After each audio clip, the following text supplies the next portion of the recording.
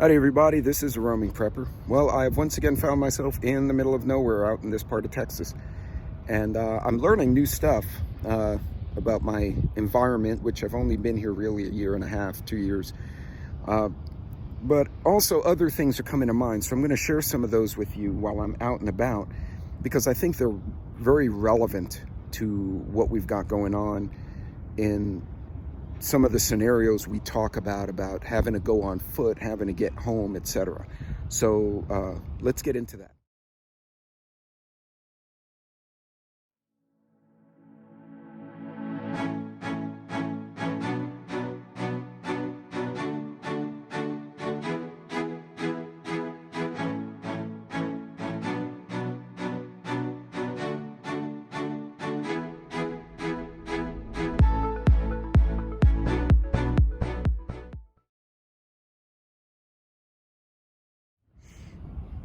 Okay, so you see here, like, I'm on a trail, and you can see my footprints are very crisp. But if you look carefully as I go forward, you've got animal prints of various types. I saw a deer, it was very blatantly deer. That, it's either dog or coyote. I can't tell the difference, to be honest with you. That skill set was lost to me. These are smaller animals, see small prints. So there's a lot of animal traffic here. So if you're looking to trap, this may not be a bad area to try to put a trap in to get something to eat. But note also, you have vehicle traps that are older. They're a little bit worn out. And also back here, let me backtrack a second. But you find other bits of evidence of humans. Notice my prints are very crisp. So if you're traveling on a soft road, make sure you travel single file. Otherwise, you could give out your position and numbers. You're going to give out your position regardless with your footprints. But if you're 8 of you and you're all traveling in single file, it's really hard to distinguish exactly how many there are versus having a bunch of footprints side by side. Or you travel in 2 columns like the military does, left side, right side, 4 people on each side, and that way your footprints overlap, and it makes it a little more difficult to figure out exactly your numbers. But also, while I'm out here, right, so that was an incidental fire. It was man-made, and there's your evidence, right? So, and there was a cub, so apparently some teenagers had a barbecue or some drunken bullshit out here. There were a bunch of beer cans over there, so I can only assume drunk kids. But again, look at those kind of signs. So if you're bugging out and you're headed home and you start going through like a dirt path like this one, right? And you know, this is kind of solitary. I stand out if I'm not careful. And today I'm in sweatpants. I mean, I stand out like a sore thumb. I wasn't trying to be discreet. But look at some of that. That's very clear evidence of human presence, which could be a risk to you if you don't know who they are. So, and beer. There was 1 beer bottle. There was a pile of cans. Also note, this is important, look how deep those divots are. So if you're going to try and drive through this same area at a later time, be aware that going off-road could get your vehicle stuck, and now you've lost a vehicle that you could have otherwise utilized because you got it stuck in the mud. So be mindful of the terrain, not only the presence of other humans like that fire, or the presence of animals like on the trail, but also how it could affect you if you have to come back through here. So look at that. I mean, that's a deep divot. That's at least a foot deep. Okay, if you had a smaller SUV, you're stuck. And if someone else can't come and tow you out or winch you out, your vehicle is now out of commission. And now you screwed up. So remember, in an emergency, every vehicle, every gallon of gas is going to be essential. So I'm going to keep going down this trail. Hopefully a coyote doesn't run me off, or a pig, because that would really suck. And we'll see what else is out here. So I was out on my walk, which is, as you can see, on the fence line of freaking civilization. And I found these. I don't have any means to carry them, so I'm not going to tote them right now. But think about it. You could use things that you find, like safety cones, right? if you put safety cones on a street and put a sign saying biohazard or chemical leak, that may suddenly make your street very uninteresting to certain types of people, right? Even if you're a criminal, who the fuck wants to go on a place that they may have a biohazard sign with official looking cones from the city? You know, improvise. But yeah, I thought that was pretty cool. Somebody's probably in trouble for losing freaking cones. But yeah, I just thought that was neat. I don't know, I bet I could use those little cones on the property somewhere. But anyway, yeah, make your place look unappealing. Later.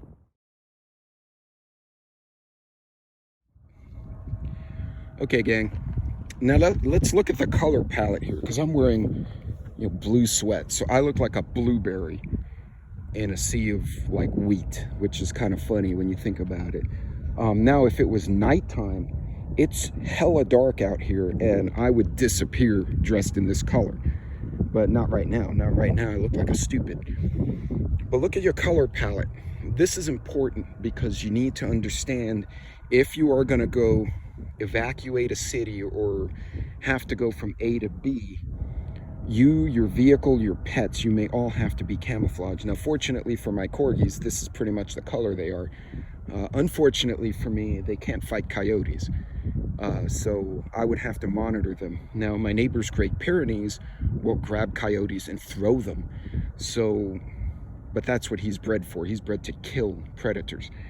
But notice your color palette. It's dark. I'm not going to go in there because I'm wearing sneakers. I don't have boots or snake guards. And if there is a rattlesnake in there, although it's late in the season, I don't want to get bitten and I'm, you know, a mile from the subdivision. Also, notice these plants, right? These are very thorny. The old word was huisache. It's actually a type of mesquite. If you fall in this thing, those are 2 to 3 inch thorns. They will perforate the shit out of you and you could get infected. And again, that's something you do not want. You want to minimize the risk of injury in an emergency. So, but again, if you're in this area, you got to go with a brown. And even in the summer, it's like a greenish brown. It's very dry out here. So you're going to want camouflage that fits the area. Whereas if I was down in Houston, it's raining constantly. It's very green, thick, lush overgrowth, or it's urban. So you have to kind of make a decision. Do you want to go with a more urban camouflage like black and gray, or do you want to go with the green camo? Out here, hell, even the city's brown. So the brown camo out here would work very well. The light desert OCP, or even the chocolate chip cookie, old desert BDU would probably be okay out here. The Flecktorin, like the Germans wear with the little hints of red leaf, probably not a match, although you could roll around in the dirt and make it match. So yeah, a lot of possibilities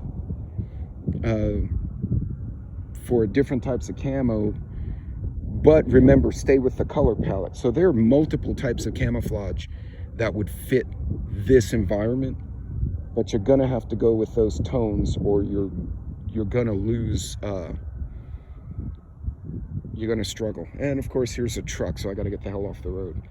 I'm probably gonna get run off here in a second, guys. But in any case, yeah, just get familiar with this area. And remember, I'm still seeing animal tracks. Now, not so many. No people tracks. I must be the first human on foot here in a long time. But lots of relatively recent. It's super windy out here. So the fact you can still see them means vehicles do come here regularly. So again, that's a risk as well. Not only your color palette, but the frequency of passage in this area. I'm going to go a little further down before I turn around, because I think I will get into one of the oil and gas leases, and that's kind of forbidden. Not that anyone would care, because I'm an energy sector guy, but they'll still be like, dude, go away. So I'll be back. And oh, there. Ladies and gentlemen, that is an authentic tumbleweed next to that black colored or dark colored bush. That's a tumbleweed. So those of you who have not seen it, and that thing's about 3 feet tall. It's at a distance. And I've seen them literally fly in the air across the highways and hit people's windshields and become dust. And then the car freaks out because they can't see. So yeah, you could get mugged by a dead bush. But anyway, we're going to go down a little further and see what I find.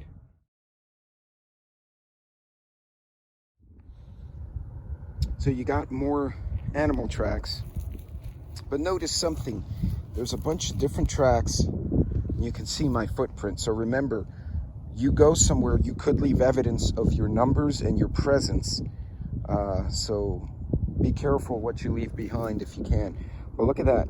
So there are various critters, and there's a little buckle in the gate. You can't see it very well, but in this fence, there's a little bit of a buckle. So critters traverse this area and then run into the woods over here. And they probably go hide out behind the pump jacks. So yeah, this, again, a great place if you want to leave a snare or some kind of trap to catch an animal to eat. May not be bad. You got a lot of critter activity here, and it's not dog either. It's smaller animals. It looks like rabbit, but it's faded, so I can't really tell. So, and if you're in the comment section or in the chat and you happen to be able to pick out what this is, by all means chime in or put it in the comments, because you'll educate everybody. But see, nature doesn't use straight lines, right? Nature likes chaos. Well, it doesn't like chaos, it likes smooth lines. So when you see a piece of wood like that, that's obviously a cut piece of wood. It's not natural. Cut wood is a sign of human presence, whereas, you know, that stump over here, obviously natural. So recognize these signs of you know, human versus natural presence. And I really should have worn boots and 5'11" pants so I could go further in, because in sneakers and sweatpants I'm really not set for this. And again, thornies, you don't want thorny, and if you're going to hide in this, you're going to need again, what I said before, that brown/gray color palette. Basically dead stuff. I'll be back.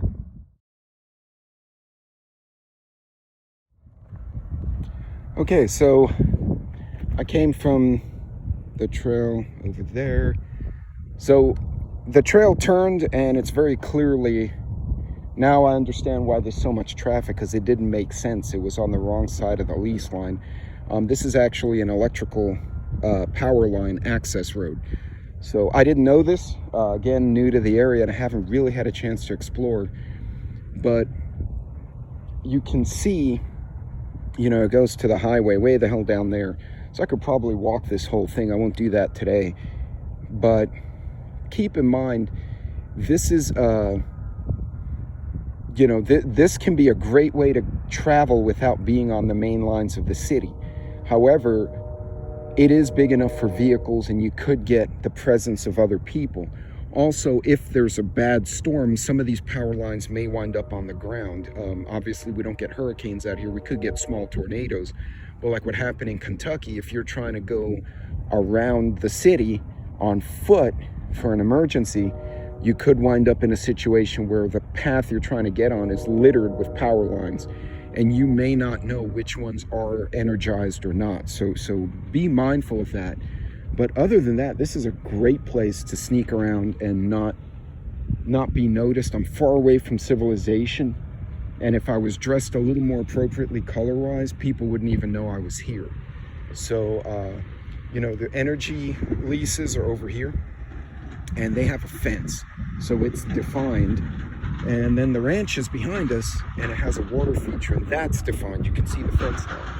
I would highly encourage, if you're in an emergency situation trying to get home, try to respect the fence lines as much as possible. But if you have to traverse, stay on the power access corridors unless it's unsafe. You know, the things are all down, or there's gangs running up and down. And what that allows you to do is move relatively quickly on foot off the main path, because I promise you most suburban folks are not going to go wandering out here. But notice there is evidence of non-worker nonsense here, right? So this looks like this actually looks like people were having a lunch break here. But there's further down, there's alcohol and stuff. So there's evidence of people. And by the way, this pisses me off immensely. You know, I'm no tree hugger, but I do believe we have ownership of our environment. So pick up the damn trash. And this just pisses me off, because this is just laziness here. This is sloth. But anyway, sloth, that's kind of a funny word. Anyway, but you see, presence of humans, so there's a lot of evidence of what's going on out here. And also, keep in mind, if they're all drinking and they're getting drunk out here at night, this may not be a good place at night. You're walking out here, and the last thing you want to do is come across a group of drunks who may be belligerent, and now they have no inhibitors because they're drunk or stoned. So the type of trash also tells you the type of person you may be dealing with. You got a lot of alcohol containers here. Chances are you show up and run into a gang of people here, they're going to be drunks, and they may be belligerent. So, you know, that's a risk that you have to calculate in your head. But this road is definitely solid enough for me to take my 4x4 on if I'm in a bind and I got to get out of the subdivisions. Again, you could bust through a fence, but notice that road is not very well defined. Further down it is, but right here it's not. So you don't want to go take your vehicle into a road that doesn't look well traveled, or well flattened, I should say, and bust up your tires in this crap, right? You may want to stay on a better paved road, or flattened, defined road. The flip side of that is now you stand the risk of being seen by other groups who know this road is here. Because obviously, as I pointed out with the stuff laying on the garbage, all the garbage here, obviously other people know this is here. So, and they're not the workers. So yeah, this is a hangout, so it needs to be, and I'm sure a lot of us as teenagers hung out in corners like this and, you know, got drunk and with our friends, but you could also run into bad elements out here. So just things to keep in mind as you're out and about. You know, explore your area, find alternate routes. So right now, I know if I get broken down on this side of town and there's some kind of situation on the main highway, I can find one of these access roads and it will bring me around behind where the town is, and I could enter from the side of the town and access my subdivision. So these are things to keep in mind, guys.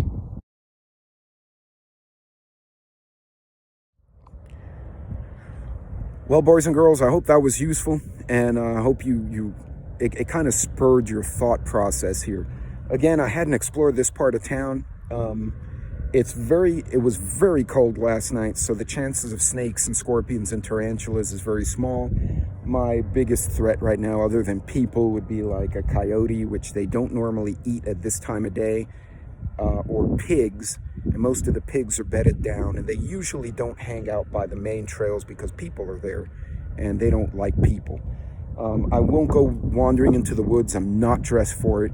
So keep in mind, if you think you may have to go through this kind of environment, you may want some high boots, or you may want snake guards, the ones that clip around your calf, not only to protect you from snake bites, but also the tusks of javelinas, or just getting cut up in rebar and garbage. It never hurts to armor yourself if it's practical to do so.